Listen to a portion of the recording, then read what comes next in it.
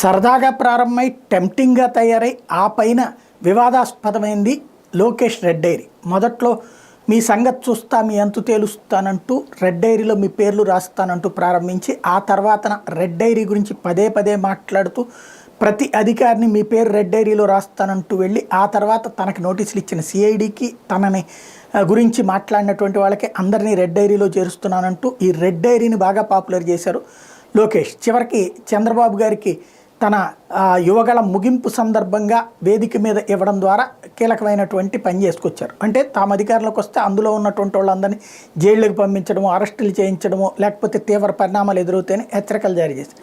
ఇప్పుడు ఆ red dairy బాగానే భయపెట్టినట్టుంది. అందుకే వైఎస్ఆర్ కాంగ్రెస్ పార్టీ తరపున ప్రభుత్వం అటు పక్కన సిఐడి కావచ్చు, ఇటు పక్కన ప్రభుత్వం కావచ్చు రెడ్ డైరీ జపం చేస్తుంది. లేటెస్ట్గా చూస్తే లోకేష్ రెడ్ బుక్ బెదిరింపుల మీద విచారణ జరపాలంటూ కేంద్ర ఎన్నికల కమిషన్కు లెటర్ ఇవ్వడం అన్నటువంటిది ఇందులో కీలకమైనటువంటి. రెడ్ బుక్ పేరుతో రాష్ట్ర ప్రభుత్వ అధికారుల యంత్రాంగాన్ని బెదిరిస్తూ భయోత్పాతానికి గురి చేస్తున్న టీడీపీ జాతీయ ప్రధాన కార్యదర్శి నారా లోకేష్పై విచారణ జరిపి తగిన చర్యలు తీసుకోవాలని కేంద్ర ఎన్నికల సంఘాన్ని వైఎస్ఆర్సీపీ కోరింది. చంద్రబాబు, లోకేష్, టీడీపీ నేతలు ముఖ్యమంత్రి వైఎస్ జగన్మోహన్ రెడ్డి ఉద్దేశించి అసభ్యకర వ్యాఖ్యలు చేయకుండా నిరోధించాలని కోరింది.